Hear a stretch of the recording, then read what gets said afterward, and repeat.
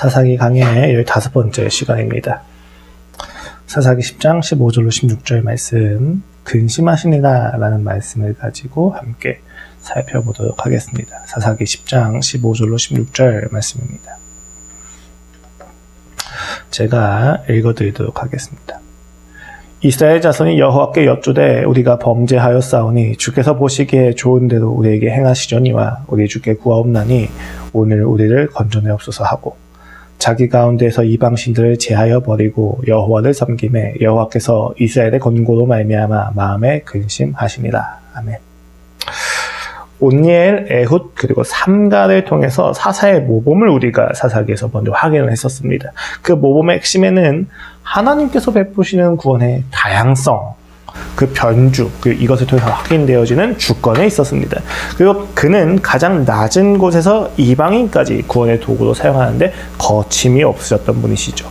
그리고 드보라, 기드온, 그리고 아비멜렉을 보면서 사사들마저도 이스라엘 백성이 타락에 발맞추어서 싸워야만 할 적을 혼란스럽게 모르게 되고 내부 분열로 망가지기 시작합니다. 그리고 우리는 10장 초반에서 소사사라고 불려지는 두 인물인 야일과 돌라의 이야기를 보면서 구원이 표현되었다 할지라도 그 기록의 모호함을 가지고 우리가 그 모호함의 의미가 무엇이냐를 좀 이야기 더 깊이 갔습니다. 자기 지파의 지역을 벗어난 사사 돌라, 그리고 왕을 떠올리는 다자녀와 부유함을 가진 사사인 야일의 그 짧은 이야기는 결국 이들이 구원을 누리기에는 너무 멀리 왔다라는 사실을 우리가 지적한 바가 있습니다. 그리고 이제 우리는 입다의 이야기를 마주하게 됩니다. 구조적으로 보면 10장 6절부터 12장 7절까지가 가장 긴 사사의 이야기로서 입다의 이야기, 두 번째로 긴 이야기인가요? 이야기로 이제 입다가 나옵니다. 배교, 심판, 구원이 담겨져 있는 하나의 패턴의 이야기인데 10장 6절로부터 18절까지의 이야기를 그냥 입다 이야기로서의 서론이라고 이야기하기엔 조금 아쉬운 부분이 많아요. 왜냐하면 소사사의 이야기를 이어가는 듯한 모호함이 이어지고 있거든요. 앞서서 야일과 돌라가 이야기하는 그 신앙의 모호함, 애매함 자체가 이어지고 있고 그 이어지는 내용이 어떻게 보이냐면 하나님께서 그들을 향하여 근심은 하시는데 구원을 결정하진 않으세요. 또 암몬이 쳐들어오는데 길르앗 백성과 방백이 모이지만 이끌 리더가 없는 것 등이 이제 이스라엘 백성의 모호함이 계속 보여지는 부분입니다. 이러한 모호함은 입다 이야기의 시작이기보다는 소사사 이야기의 결말 혹은 마지막인 것처럼 보이는 것이죠. 이거 자체가 좀 애매한 것입니다. 또 더 나아가서는 본문이 사사기 중에서도 가장 정성스럽게 이스라엘의 배교를 묘사하고 있어요. 그래서 저는 오늘 이 본문을 입다 이야기의 서론으로 보는 동시에 조금 더 깊이 다루어야만 한다고 하는 점에 대해서 조금 더 많이 느꼈습니다. 그래서 입다 이야기라고 하는 전체 내러티브로 보기 전에 잘라가지고 이 서론적인 부분만을 좀 더 깊이 보고자 합니다. 우리는 오늘 이 본문 속에서 기드온 이후에 사사들의 타락이 심화되는 또 하나의 분기점을 확인할 수가 있게 될 것입니다. 온니엘, 에훗, 그리고 삼갈의 이야기가 한 사이클이었고 드보라, 기드온, 아비멜렉의 이야기가 또 하나의 사이클이었습니다. 그리고 사이클이 끝날 때마다 그 소사사의 이야기가 나오게 되면서 사사기의 저자가 하고 싶은 말이 있다는 거죠. 그 사이클을 통해서 하고 싶은 말이 무엇이냐? 이스라엘의 타락이 얼마나 하나님 아버지께 가슴이 아픈지에 대해서 강조하는 문학적인 방식으로서 지금 오늘 본문이 있다는 것입니다. 그 하나님의 아픈 마음을 아는 것을 통하여 우리는 마침내 우리를 포기치 않으신 하나님으로 인하여 오늘 이곳에서 힘을 낼 수 있게 될 것입니다. 오늘 본문의 이야기는요, 다른 패턴의 본문들과 비교하면 참으로 특수합니다. 이는 이스라엘 백성의 죄와 그로 인한 고통을 묘사하는 본문에서 더 명확하게 드러납니다. 10장 6절 말씀입니다. 이스라엘 자손이 다시 여호와의 목전에 악을 행하여 바알들과 아스다롯과 아람의 신들과 시돈의 신들과 모압의 신들과 암몬 자손의 신들과 블레셋 사람들의 신들을 섬기고 여호와를 버리고 그를 섬기지 아니하므로. 이스라엘 백성의 우상 숭배는 하루 이틀의 이야기가 아닙니다. 그런데 오늘 보면 조금 더 특수하게 묘사하고 있죠. 블레셋, 암몬, 모압, 시돈, 아람, 아스다롯, 바알 총 7개의 우상 숭배의 신들을 이야기하고 있습니다. 지금까지 7명의 사사가 언급되었다는 것을 고려하면 7개의 우상 숭배가 열거되어지는 것은 하나님께서 이스라엘 백성을 7번이나 구원했음에도 불구하고 그들이 우상을 포기하지 않고 있다는 것을 나타내는 동시에 이스라엘 백성이 가나안 땅에 들어올 때를 연상시킵니다. 신명기 7장 1절에서는 이렇게 이야기가 쭉 되어지는데 7족속에 대한 이야기가 나오죠. 헷 족속, 기르가스 족속, 아모리 족속, 가나안 족속, 브리즈 족속, 히위 족속, 여부스 족속, 이 7족속을 쫓아낼 것에 대해서 신명기에서 이야기를 하고 있거든요.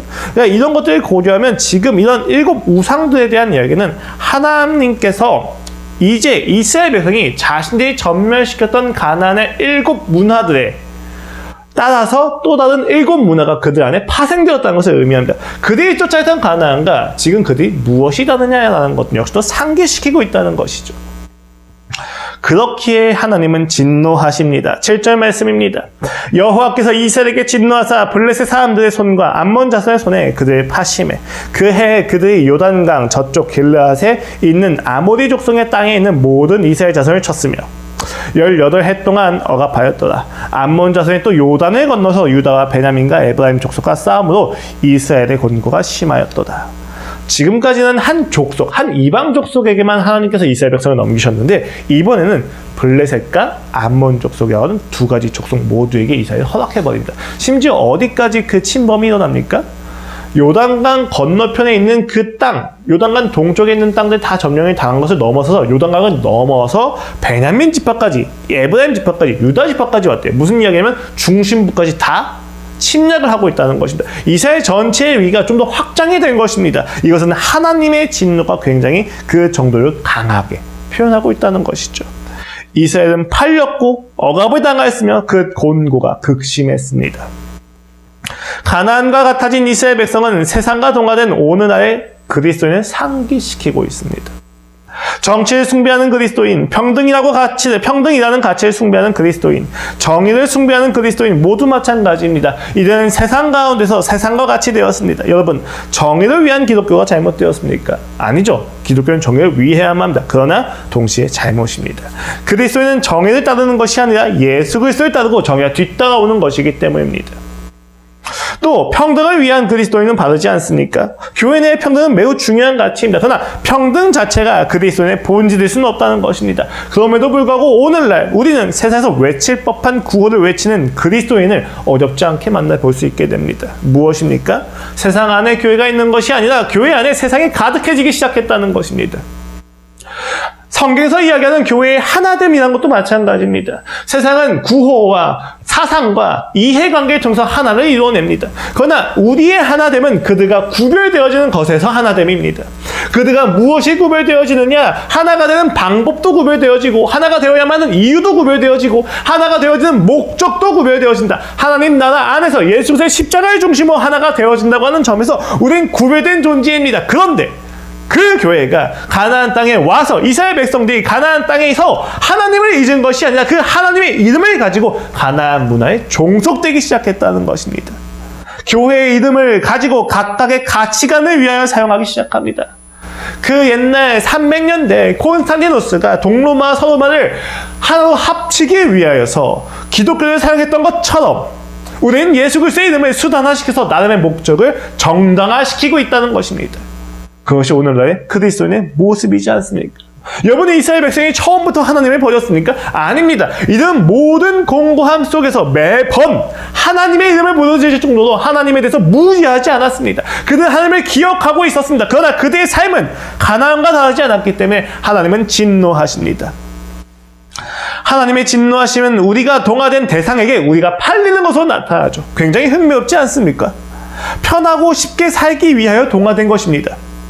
하나님의 유일신 야훼 신앙을 믿고 살아가기엔 너무 힘들기에, 불편하기에, 너무 포기하는 리스크가 많기 때문에 포기하고 가나안의 다른 우상 숭배를 통하여서 그 이방 족속과 동화되기 시작했던 것이란 말입니다. 그런데 동화된 결과 그 가나안의 문화가 그들을 망가뜨리기 시작합니다. 처음에 재미를 주던 이 세상의 가치들이 있습니다. 명예와 권력과 폭력과 돈과 성과 굉장히 많은 가치들이 우리를 즐겁게 해준다고 생각했습니다. 근데 그 가치들이 우리의 주인이 된 순간부터 우리는 억압을 당하기 시작합니다. 우린 파멸로 향하기 시작합니다. 우린 망가지기 시작합니다. 노력과 지식과 실력이 나를 탁월하게 해주는 것처럼 생각을 했는데 어느샌가 노력과 지식과 실력이 나를 좀먹기 시작한다는 것입니다. 노력을 하자 노력이 내 목을 움켜줍니다. 돈을 벌기 시작하자 돈에 내가 함몰되기 시작합니다. 실력을 키우자 실력을 비교하게 됩니다. 우린 어느새 돈과 노력과 실력을 통해서 자유가 아니라 억압을 경험하기 시작합니다. 세상의 아이러니죠. 역설입니다. 자유가 상실되어지는 것입니다. 심지어 이제 세상은 요단을 건너 들어와 이스라엘의 중심부까지 침략하기 시작합니다. 그렇게 이스라엘 백성은 고통을 겪습니다. 우리도 그렇습니다. 우리도 고통을 겪습니다. 타협을 하고 내려놓게 되자 어느새 우리가 당하는 억압은 의아함을 자아내는 것을 넘어서 고통을 야기시킨다는 것입니다. 충돌이 일어나는 것이죠. 세상을 사랑하지만 세상은 나를 배신합니다. 세상을 따라가지만 세상은 나의 뒤통수를 칩니다. 그렇게 세상에게 존재마저도 저당을 잡혀서 우리는 죽어가게 되어지는 것입니다. 그게 지금 이스라엘 백성의 모습입니다. 그리고 이것이 하나님의 진노의 결과입니다. 여러분 우리가 생각할 때 하나님께서 진노하시면 초월적인 계획으로 우리의 인생을 모두 망하게 한다. 아니에요. 하나님이 진노하시면요. 그 보호막을 거두어 가십니다. 그 보호막을 거두어가는 그 순간부터 우리의 삶의 세상의 가치관이 물밀듯 흘러오게 되고 그리고 그 세상의 가치관이 우리를 망가뜨리기 시작한다는 것입니다. 우리가 생각하는 것은 단순한 인과응보가 1차원적인 측면에서 나타나는 게 아닌 거예요.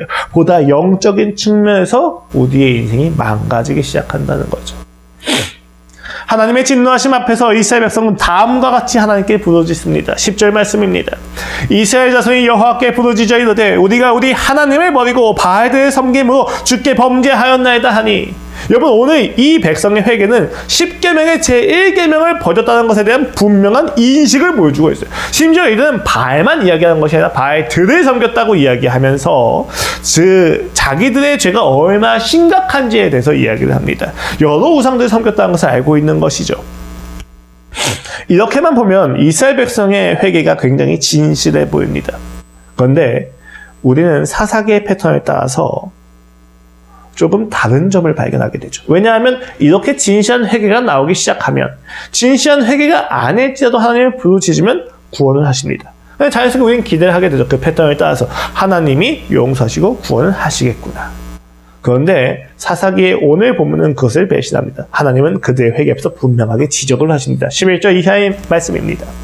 여호와께서 이스라엘 자손에게 이르시되 내가 애굽 사람과 아모리 사람과 암몬 자손과 블레셋 사람에게서 너희를 구원하지 아니하였느냐. 또 시돈 사람과 아말렉 사람과 마온 사람이 너희를 압제할 때에 너희가 내게 부르짖음으로 내가 너희를 그들의 손에서 구원하였거늘 너희가 나를 버리고 다른 신들을 섬기니 그러면 내가 다시 너희를 구원하지 아니하리라. 가서 너희가 택한 신들에게 부르짖어 너희가 환난 때에 그들이 너희를 구원하게 하라 하신지라. 오늘 하나님의 지적은 그들의 회개가 그들이 진실하지 못하다는 사실을 잘 드러내주고 있습니다. 실제로 본문은 사사기 전체에서 하나님께서 그들의 부르심에 응답하지 않은 첫 번째 사례입니다. 부르짖으면 항상 응답을 하셨거든요. 출애굽 때부터. 오늘 본문을 보시면 11절에서 여호와께서 이스라엘 자손에게 이르시되 내가 애굽 사람과 라고 시작을 해요. 지금 사사기에 있는 이야기, 가나안 정착 이후의 이야기를 넘어서는 거죠. 그 이전부터 애굽에 노예됐던 그 순간부터 하나님이 어떠한 분이신지를 소개합니다. 그런데 그렇게 구원을 하셨음에도 불구하고 그들이 하나님을 저버리고 있다는 것을 지적을 하시는 거죠. 그러면 우리는 사사기에서 자주 사용되는 문제적 상황에서 문제를 해결하기 위한 그들의 부르짖음이 회개하고 보기에 힘들다는 사실을 확신할 수 있게 됩니다. 오히려 그들에게 이러한 부르짖음은 그리고 회개는 구원을 얻기 위한 수단이고 자기 중심성을 기초로 한 자기 연민에 불과하다는 것을 알 수가 있다는 거죠. 주저한 사실 중 하나는 이 지적의 범위가 아까도 말씀드렸듯이 가나안 정착 이후 정도가 아니라 이전까지 모두 포괄하고 있다는 것입니다. 하나님은 이스라엘 백성의 고질적으로 해결되지 않는 죄를 지적하고 계시는 거죠. 여기서 우리는 이 소사사의 이야기에 이어서 애매하고 모호하다는 잔여감을 떨치지 못합니다. 여러분 이스라엘 백성의 회개가 진정성이 없었겠습니까? 고난 가운데 그 고난에서 벗어나기 위한 회개는 그럼 간절하지 않은 것입니까? 아니요. 진정성 있고 간절했을 것입니다. 심지어 그들은 자신들이 지은 죄의 핵심을 정확하게 알고 있었습니다. 그런데 하나님이 보시기에 그 회개는 적절하지 않았다는 것이죠. 그렇게 하나님은 그들이 고백했던 죄를 반복해서 지적을 하십니다. 다른 내용을 이야기하지 않으세요. 무슨 이야기입니까? 그들이 하나님께 회개하는 내용은 인격자이시고 전능자이시고 사랑이시며 창조주이신 하나님께 회개를 하는 것이 아니라 가나안의 다른 신들 중에서 한 신에 불과한 그 가나안의 신들 중에서 보다 힘이 강한 신에게 회개를 하고 있다는 겁니다. 똑같은 내용을 이야기하고 계시잖아요. 무언가 초점이 맞지 않는 모호함이 극대화되어지고 있는 것이죠. 그리고 나서 15절로 이하에 오늘 본문은 이렇게 이야기합니다. 이스라엘 자손이 여호와께 여쭈어 우리가 범죄하였사오니 주께서 보시기에 좋은 대로 우리에게 행하시려니와 오직 주께 구하옵나니 오늘 우리를 건져내옵소서 하고 자기 가운데서 이방신들을 제하여 버리고 여호와를 섬기매. 여러분, 이스라엘 반응이 이것보다 더 진실해 보일 수 있으십니까? 제가 종종 말씀을 드립니다. 참된 회개와 거짓된 회개를 어떻게 구별할 수 있느냐? 하나님의 진노를 감수하는 마음이 있느냐 없느냐에 따라서 거짓과 참이 다르다고 이야기했어요. 참된 회개는 내가 지은 죄에 대한 모든 대가를 감수한다 할지라도 내가 하나님과의 관계를 회복하고 싶습니다 라고 하는 사항이 회복된 결과인 거고, 거짓된 회개는 내가 지금 당하고 있는 고난과 대가를 피하기 위해서 하나님을 찾는 것이기 때문에 이것은 하나님에 대한 회개가 아니다라고 말씀을 드렸습니다. 노이드 존스 역시도, 그 목사님 역시도 시편 51편을 강의하면서 하나님을 향한 근본적인 태도의 변화에는 처벌을 피하려는 얄팍한 속임수는 통하지 않는다라고 이야기하면서 참된 회개와 거짓된 회개의 이야기를 조금 더 분명하게 이야기해주고 있습니다. 즉 진노와 심판을 피하기 위한 회개는 회개가 아니라 후회이고 자기 연민에 불과하다는 것이죠. 이것을 알고 보면 오늘 15절로 16절의 상반절에 이르는 이스라엘 백성의 모습은 참된 회개에 가까워 보입니다. 주께서 보시기에 좋은 대로 행하실 것을 받아들이지 않습니까? 하나님께서 구원을 행하지도 않으셨는데 이방신들을 제하고 하나님만 섬기고 있다고 표현되고 있지 않습니까? 그런데 오늘 본문의 하나님의 반응은 어떻습니까? 여호와께서 이스라엘 백성의 곤고로 말미암아 마음에 근심하시니라. 이 표현이 좀 애매해요. 문자적으로 보면 하나님이 이스라엘의 태도로 인하여 가만을 받으시고 이스라엘 백성이 당하시는 고통에 근심을 하시는 것으로 보입니다. 그래서 공동 번역은 이렇게 번역을 했습니다. 야훼께서는 이스라엘이 겪는 고통을 보고만 계실 수 없게 되었다. 고통에서 구원을 하시겠다라고 하는 의미로서 번역이 된 것이죠. 대부분의 한국 번역이 이와 같이 번역을 하고 있는데 미국의 NET 버전을 비롯해서 몇몇 석학들이 이야기한 건 조금 다릅니다. 하나님이 이스라엘 백성이 고통당하는 것을 보는 데에 지치셨다, 내지는 곤란해지셨다라고 해석을 하고 있기 때문이에요. 지금 이 근심이라고 하는 표현이 참을 수 없는 상황에 대한 좌절과 격분과 진노가 다 농축되어 있는 표현이다 라고 이야기를 하고 있다는 것입니다. 이는 이스라엘 백성의 모습을 편의상의 회심으로 보는 관점 중에 하나인 거죠. 실제로 하나님은 이 표현 다음에 바로 구원을 행하지 않으십니다. 이스라엘과의 관계 회복 역시도 전혀 암시되지 않습니다. 물론 우리 중에 누군가는 11장에 이따의 이야기가 바로 나타나지 않습니까? 하나님이 사사를 세우신 거 아닙니까? 라고 이야기할 수 있겠지만 다음 주부터 볼 이따의 이야기에서 우리가 확인할 수 있는 것은 이따는 하나님이 세우신 것이 아니라 이스라엘의 장로들이 찾아가서 세운 겁니다. 이 이야기가 좀 다른 거죠. 여러분 재밌지 않습니까? 사실 번역의 원리 안에서 제가 봤었을 때는 공동 번역이 조금 더 정확하다고 생각합니다.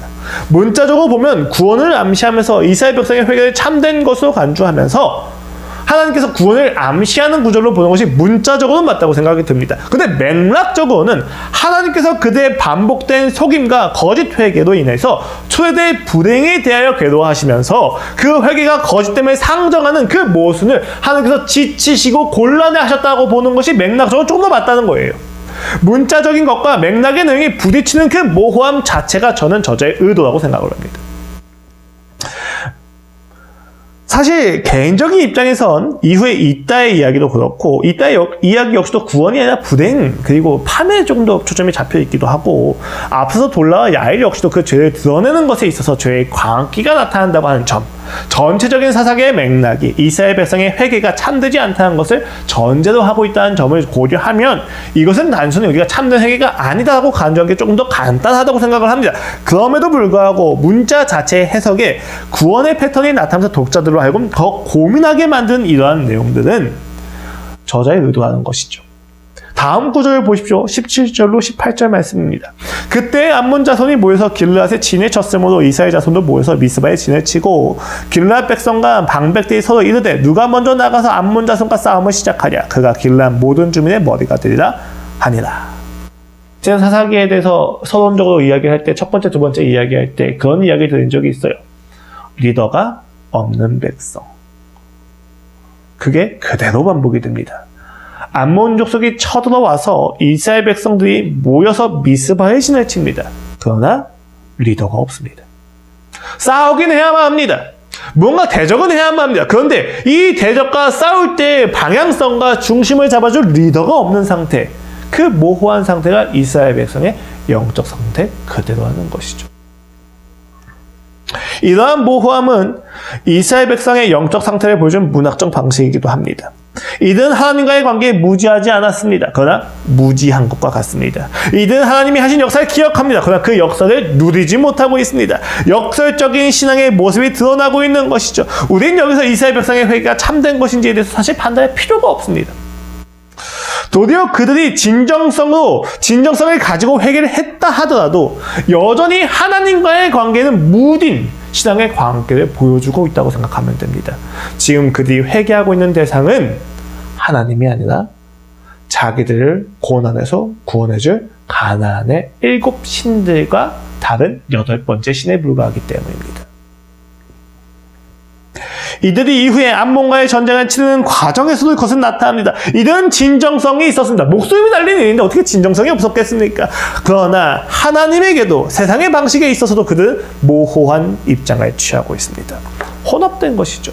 무엇이 문제인지조차 알지 못하는 상황에 놓여있기 때문에 그들은 하나님을 향한 회개에도 전력을 다하지 못하고 세상의 방법에도 전력을 다하지 못합니다. 왜요? 세상의 방법으로 전력을 다한다 한들 세상을 이길 수가 없어요. 하나님을 향하여 전력을 다한다 한들 하나님께서 내가 원하는 것을 주진 않습니다. 그러니까 그들은 이러지도 못하고 저러지도 못하는 그런 상태에 놓여 있다는 것입니다. 사실 우리의 상황도 그다지 다르지는 않습니다. 세상 속에 교회가 있어야 된다고 그렇게 말을 하지만 우리는 그 세상 속에서 세상에게 함몰되어져 갑니다. 그렇게 우리는 세상과 하나님 사이에 양쪽 발을 거치고 나름의 타협과 줄다리기를 하면서 살아갑니다. 그러다 보니 이러지도 못하고 저러지도 못하는 애매하고 모호한 상황이 반복되어집니다. 그 자체가 우리의 영적 상태입니다. 그리스도인으로서 사업을 시작합니다. 그리스도인이기 때문에 탈세는 못하죠. 근데 탈세를 안 하자니 회사가 망합니다. 회사가 망하면 직원들 월급을 챙겨줄 수가 없어요. 고민 가운데 어설프게나마 자기 외의 회사원들의 급여를 챙겨줄 정도로만 탈세를 합니다. 두 가지 다 이룰 수 있는 거잖아요. 고민 가운데 했던 이 타협은 아주 단순한, 그래서 극단적으로 느껴질지 모르겠지만 동시에 그리스도인이면서도 세상의 정체성 다 지켜주고 있는 거예요. 세상적으로 보면 좋은 사장이죠. 자기의 이익을 포기해서라도 불법을 행해서라도 직원들을 챙겨주는 모습은 아주 아름다운 모습입니다. 그러나 그리스도인의 모습에서 보았을 때 탈세를 행하는 것 자체, 굉장히 많은 하나님의 다루심이 있다면 그냥 회사가 망하는 것을 선택해야 될 때도 있습니다. 제가 예전에도 말씀을 드렸습니다만 이화여대와 배제학당을 비교해서 말씀을 드렸죠. 아니죠. 이화여대가 아니고 배제학당과 다른 학교를 비교해서 말씀드렸던 것 같은데 일제강점기 시대 때 문화말살 정책이 일어나기 시작을 하면서 선교, 예수그리스도, 신앙에 대한 이야기가 전면 금지되기 시작합니다. 이 상황에서 배제학당 같은 경우는 신앙은 그럼에도 불구하고 가르치기 위해서 일본의 교육을 다 받아들이고 야간에만 따로 가르치기 시작합니다. 그들이 생각할 땐 그런 것이죠. 우리가 죽게 된다면, 우리가 끝나게 된다면 도대체 누가 이들을 가르칠 수 있겠느냐라고 하는 그 마음이 어디까지 갑니까? 신사참배까지 갑니다. 그리고 신앙을 가르치면 폐교하겠다라고 하는 그 외침 앞에서, 그 선언 앞에서 그냥 폐교를 선택했던 사람들이 있습니다. 여러분, 어느 것이 맞는 선택이냐? 우린 감히 판단할 수 없습니다. 그러나 폐교를 선택했던 이들의 그 마음과 진정성이, 그들의 신앙의 태도가 오늘날 우리에게 필요하지 않겠습니까? 세상과의 어설픈 타협은 도리어 교회를 더 망가뜨릴 수 있다는 것에 대해서 우리가 너무 경계를 완화시킨 것이 아닌지를 우리가 묻는 것입니다. 나는 과연 오늘 그리스도인답게 살고 있는가라고 묻는 것입니다. 어설픈 윤리와 도덕 가운데서 타협하고 살고 있는 것은 아닌가라고 묻는 것입니다. 오늘 사사기의 이러한 이야기는 그것을 정확히 지적을 해줍니다. 오늘 세상의 시점에서 보았을 때 15절에서 16절 상반절까지 이어지는 이스라엘 백성의 회개는 아주 탁월한 회개입니다. 그러나 하나님은 받지 않으십니다. 왜 그렇습니까? 왜 하나님은 그렇게 응답하지 않으십니까? 그들의 그 전제는 여전히 모호한 타협이 있기 때문입니다. 그리고 하나님은 이 시점부터는 결코 타협하길 원하지 않으신 겁니다. 그렇다면 이러한 질문이 되기 시작하죠. 하나님은 도대체 무엇을 의도하고 계시는가? 거짓되었다면 바로 치시고 진실되었다면 바로 응답하면 되지 않으십니까? 이 모호한 시간을 왜 굳이 허락하시느냐라는 것입니다. 아주 간단하죠. 하나님께서는 그들의 진정성에 숨겨둔 죄가 드러나 그들이 알기를 원하셨습니다. 그들이 누군가의 말이나 율법에 따라서 죄를 고백하는 것을 넘어서서 진실로 자신들의 죄가 율법이 아니라 관계에 있다는 것을 깨닫게 하기 위해서 그것을 원하셨기 때문에 하나님은 이 모호한 모든 태도와 상황을 참아내십니다. 그들의 회개는 진정성이 있었죠. 하지만 그들의 진정성은 어디까지나 하나님과의 관계 회복이 아니라 하나님을 통한 평화와 상태의 회복을 지향합니다. 실제로 11장부터 보시면 리더십이 없는 상황에서 이스라엘 백성이 어떻게 행했는지를 보여주면서 하나님은 자신들의 마음 중심에, 이스라엘 백성의 마음 중심에 무엇이 있는지 정확히 보여줍니다. 하나님을 입다가 어떻게 대합니까? 인신제사의 수단으로 대하죠. 자기 딸을 바칩니다. 가나안의 다른 신과 같이. 이후에 삼손의 이야기, 소서사의 이야기는 또 그 결과를 잘 적나라하게 보여줄 것입니다. 우린 그렇다면 여기서 어떠한 메시지를 얻을 수가 있습니까? 내가 처한 이 애매한 신앙의 상태, 그리고 하나님의 침묵 속에서 내가 도대체 어떻게 해야만 하느냐라는 것입니다. 그냥 당해야만 하느냐, 심판당해야만 하느냐, 그냥 계속 죄를 지적당하면서 절망해야만 하느냐? 아니요, 여러분. 우리가 여기서 봐야 될 것은 나의 진정성에 대한 반응이 아니라 하나님의 가지신 마음입니다. 우리는 이 모든 심판을 하나님의 허락하심이라고 하는 신정론의 관점에서만 봅니다. 그러나 여러분, 사사기에 보면 신정론에 전혀 관심이 없어요. 오히려 사사기는 이 애매한 상황을 버티시는 하나님의 근심에 관심을 두고 있습니다. 하나님은 허락하시는 게 아니라 지금 버티고 계시는 겁니다. 하나님은 이스라엘 백성의 고통을 보기 힘들어 하십니다. 단순히 허락하신 것을 넘어서 함께 견디고 계십니다. 우리는 종종 하나님을 저기 먼 하늘의 무심한 절대자와 같이 생각하지만 성경이 많은 하나님은 우리와 같이 고통하시는 분이십니다.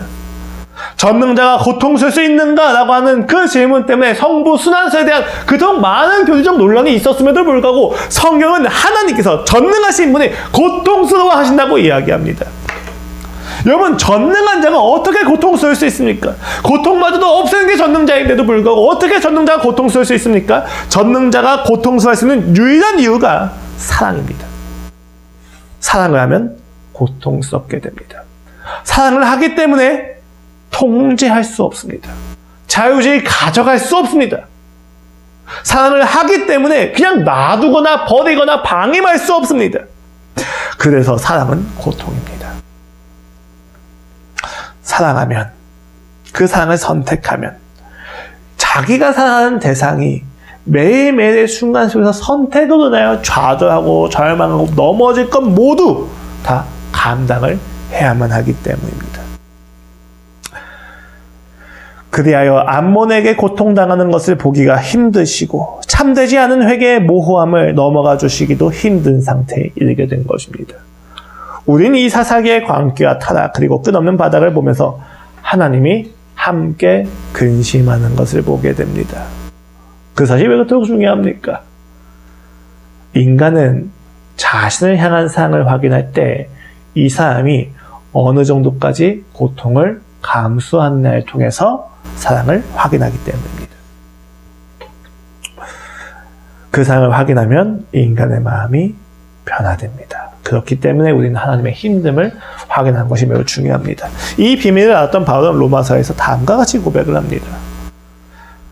9장 37절입니다. 8장 37절입니다. 그러나 이 모든 일에 우리를 사랑하시는 이로 말미암아 우리가 넉넉히 이기느니라. 바로 앞절을 보면 어떤 상황인지가 잘 기술되어 있죠. 36절입니다. 기록된 바 우리가 종일 주를 위하여 죽임을 당하게 되며 도살당할 양과 같이 여김을 받았나이다 함과 같으니라. 신앙을 인하여 죽임을 당하는 핍박 가운데서 무슨 수로 넉넉히 이깁니까? 역사를 알고 있는 우리는 그가 이야기한 넉넉히 이긴다라고 하는 이 표현이 로마를 전복시킨다라고 하는 체제의 안정이 아니한 것을 알고 있습니다. 이들은 이것을 고백하고 바로 이 넉넉히 이기겠다고 고백을 했고, 이 고백을 봤던 모든 교인들은, 로마의 그리스도인들은 이 구절과 함께 죽어갔을 것입니다. 그것이 그들이 이야기한 넉넉히 이기는 것이지 않습니까? 그들이 이야기하는 승리라는 건 그저 하루하루를 버티는 것 외에는 불가합니다. 것 외에는 더 큰 무언가를 의미할 수가 없다는 것입니다. 도대체 그들이 이야기하는 승리가 무엇입니까? 그들이 이야기하는 그 승리와 여유의 비결은 무엇입니까? 그 승리를 고백하게 할 수 있었던 동인이 31절 이하에서 소개가 되어집니다. 그런즉 이 일에 대하여 우리가 무슨 말을 하리요? 만일 하나님이 우리를 위하시면 누가 우리를 대적하리요? 자기의 아들을 아끼지 아니하시고 우리 모든 사람을 위하여 내주시니까 어찌 그 아들과 함께 모든 것을 우리에게 주시지 아니하겠느냐? 바울이 이야기하는 넉넉히 이기는 힘은 부활의 전능함을 기초로 하지 않습니다. 그 이전에 하나님께서 우리를 사랑하셨다는 것을 기초로 하는데, 그 사랑을 어떻게 확인시켜줍니까? 자기의 아들을 아끼지 않으셨다는 것을 통해서 확인시켜줍니다. 죽으시기까지 했던 그분의 처절함에서 우리를 향하신 하나님의 사랑을 확인하게 된다는 것입니다. 인간이 그렇습니다. 인간은 자기를 사랑하는 존재가 얼마나 고통을 감수하는지를 확인하지 않으면 사랑을 확신할 수가 없다는 거예요. 바로 이것을 정확히 한 겁니다. 그 하나님께서 어디까지 우리를 사랑하시느냐? 그가 어떤 고통까지 감수했는지 너희가 보아라. 그걸 확신한다면 우리가 이 죽음이 우리에게 끝이 아니한 것을 알 수 있을 것이다. 그리고 나서 부활을 이야기하죠. 무슨 이야기입니까? 결국 이 하나님의 사랑은 우리가 지금 마주하고 있는 죽음을 넘어서는 이야기라는 것을 확신하게 된다는 것이다. 그러니까 승리의 내용이 결정이 되어지죠. 무엇을 승리합니까? 현세에서의 승리를 넘어서 내적인 세계, 내 세계까지 승리가 있다는 것을 확신하게 됩니다. 넉넉히 이기는 마음으로 죽을 수 있는 이유가 여기에 있다는 거예요. 자기 아들을 죽였었잖아요. 하나님이 나를 사랑하신데도 불구하고 나를 죽이실 수도 있겠구나가 확신되어지는 것입니다. 오히려 그것이 더 선한 하나님 나라를 위한 수단과 방법이 될 수 있겠구나. 내가 영문 밖으로 나가 죽겠다라는 고백을 끌어낼 수 있다는 것입니다. 이것을 알고 있기에 바울은 이렇게까지 고백을 합니다. 내가 확신하노니 사망이나 생명이나 천사들이나 권세자들이나 어제일이나 장래이나 능력이나 높음이나 깊음이나 다른 어떤 피조물이라도 우리를 우리 주 그리스도 예수 안에 있는 하나님의 사랑에서 볼 수 없으리라. 그러므로 우리는 여러분, 하나님이 당하신 고통에서 눈을 돌려선 안 됩니다. 그 고통 가운데서 우리는 죽음과 부활을 보게 될 것입니다. 그 죽음과 부활을 확신하는 가운데서 우리는 우리 앞에 있는 죽음에게 결코 두려움을 내어주지 않을 것입니다. 여러분, 하나님은 우리의 존재를 소유하고 계시죠. 그렇게 하나님은 우리의 두려움마저도 소유하시는 분입니다. 우리의 두려움을 하나님이 아닌 다른 무언가에게 내어주어서는 안 됩니다. 그 고통에 대한 마음과 근심을 감수하십시오. 우리가 경험하는 그 고통을 하나님은 감수하고 계십니다. 그리고 그 고통을 감수하시는 목적이 무엇입니까? 바로 오늘 여기 우리를 위함입니다. 사사기의 기록에 담겨진 모호한 회개, 애매한 구원의 이야기 속에서 우린 그 모호함을 견디시는 하나님을 보게 됩니다. 판단이 아니라 함께 하시기를 선택하신 하나님의 사랑을 보게 됩니다. 고통을 감수하는 그분의 사랑 앞에서 우리는 일어날 수 있을 것입니다. 이것은 육아를 하면서 더욱더 깊이 깨달아지곤 합니다. 결국 부모의 양육은 케어가 아니라 독립을 목적으로 합니다. 이를 위하여 케어가 있을 뿐이죠. 근데 문제는 그 케어마저도 내가 원하는 문제 해결과는 거리가 멀다는 것에 있습니다. 지금 제가 폐렴 직전까지 와서 약을 굉장히 많이 먹고 있어요. 그 중에서도 코에 직접 분사하는 약을 가장 싫어합니다. 악을 씁니다. 그런데 강제로라도 합니다. 인본주의라면 애가 하기 싫다고 악을 쓰면 그래 하지 마라 라고 하고 그 병이 악화되는 것을 지켜볼 것입니다. 율법주의라고 이야기하면 애가 어떤 이야기를 하든지 간에 코에 약을 분사하는 것으로 끝날 것입니다. 근데 부모의 사랑의 마음이 있기 때문에 그 약을 분사하기 전에 끊임없이 지리하게 설득을 합니다.